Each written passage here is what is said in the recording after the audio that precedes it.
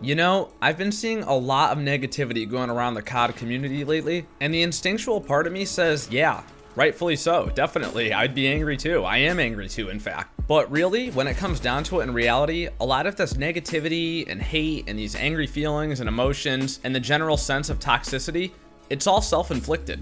This thing going around with MW2. At first, I really didn't care to talk about it because it was all based on rumor and speculation, but so quickly has this just turned into like the most negative thing that our community has had to deal with for so long. There are a lot of angry voices out there, both big and small, coming from all types of figures, from YouTubers to streamers to professional players to people like me and you. I mean, just scroll through video game Twitter and you will see a lot of snarky comments and hot takes about MW2 and multiplayer. And quick disclaimer, at first it was just a lot of harmless jokes and funny memes that were going around, and it started off as just harmless jokes. You know, Makarov, remember, no multiplayer. Or the Shepard betrayal with Activision and multiplayer photoshopped on the faces. So, you know, that stuff is all just fun and games. It's harmless humor. It's whatever. It was funny. It really was. But I think people were like expecting this to be a joke or something. And before you knew it, it really didn't take long for this to turn into just this hateful, toxic, just terrible, really just exhausting ordeal. And it all stems back to one reason.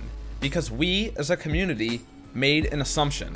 Assumptions are dangerous, man. I mean, just by nature, if you look at the definition of an assumption, a thing that is accepted as true or as certain to happen without proof. I mean, listen to that last part, without proof.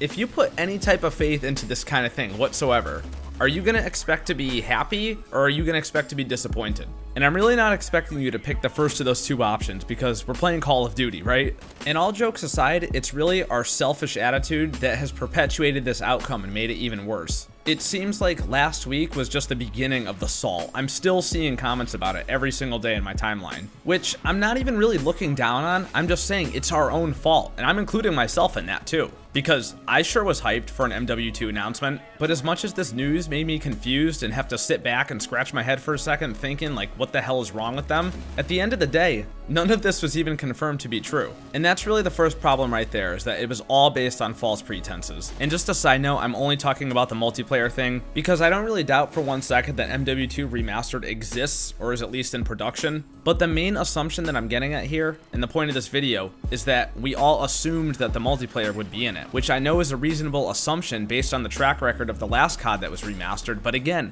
we assumed something without confirmation. And the problem with doing things this way is that when you assume something for so long, for so many weeks or months at a time, that assumption is going to be warped in your mind. And slowly but surely, that assumption is going to tend to start to favor what you want to happen, as opposed to what is actually going to happen. And this leads to your potentially unrealistic expectations be put higher and higher on a pedestal and get more and more perfect and become almost like a utopian idea for you. And the more you think about it, the more psyched you get on it. And the more you conjure up in your mind how great this thing is going to be and how many features it's going to have and how perfect it'll be for you, in reality, it's actually getting further and further away from the news that is actually to come. And then when you finally hear the news, or don't hear anything at all, or in this case, hear something just kind of through the grapevine from a source like Charlie Intel, which is highly respected and known to report accurate information, you're crushed and you're pissed off and you're hurt because you came up with an unrealistic thing that you thought was going to happen. And this is how I felt, and this is how just about everybody on Twitter's feeling about it. This is just like when the COD 2016 rumors were floating around and we thought we were getting Modern Warfare 4, and everybody was hyped for months and months and months on end.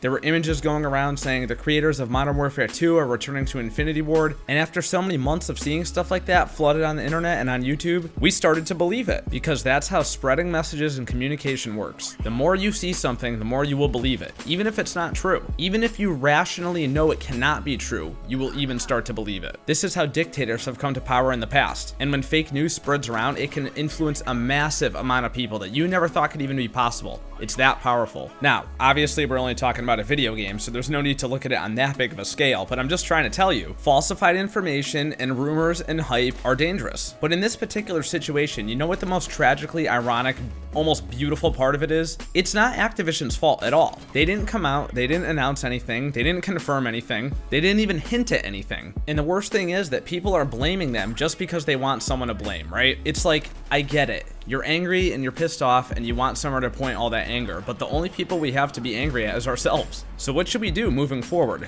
Well, don't get false hope.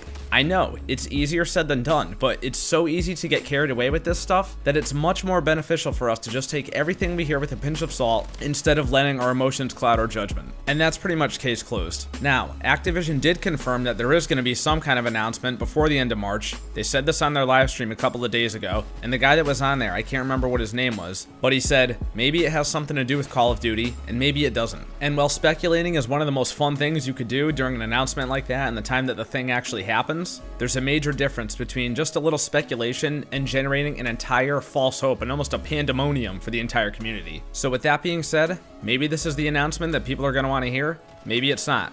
Maybe it'll be MW2 campaign only, maybe it won't be. Maybe it'll be multiplayer, maybe it'll be Spyro the Dragon Remastered, who knows what it could be. But whatever it is, just remember this between now and then. Don't get your hopes too high up thinking that it's going to be the thing that you want to hear. I would like for it to be the good news that everybody's been hoping for, but if it's not, I'm not going to beat myself up over it, because we have plenty of amazing COD games to play. That's it, guys. I hope you enjoyed this video. Sometimes it's hard to have to face the reality that we have to face, but staying realistic is much better than giving yourself a sense of false hope. And we, as a community, are going to get through this no matter what happens. If you liked this video, please leave a thumbs up as it really helps the channel out. If you're not subscribed, please do so for more astonishing gameplay commentary. And also, by the way guys, last night we had our first stream here on the channel. Huge shout out to everybody that showed up. I had such a good time playing with you guys and just bullshitting back and forth with you, talking about COD and just talking about all the things we talked about.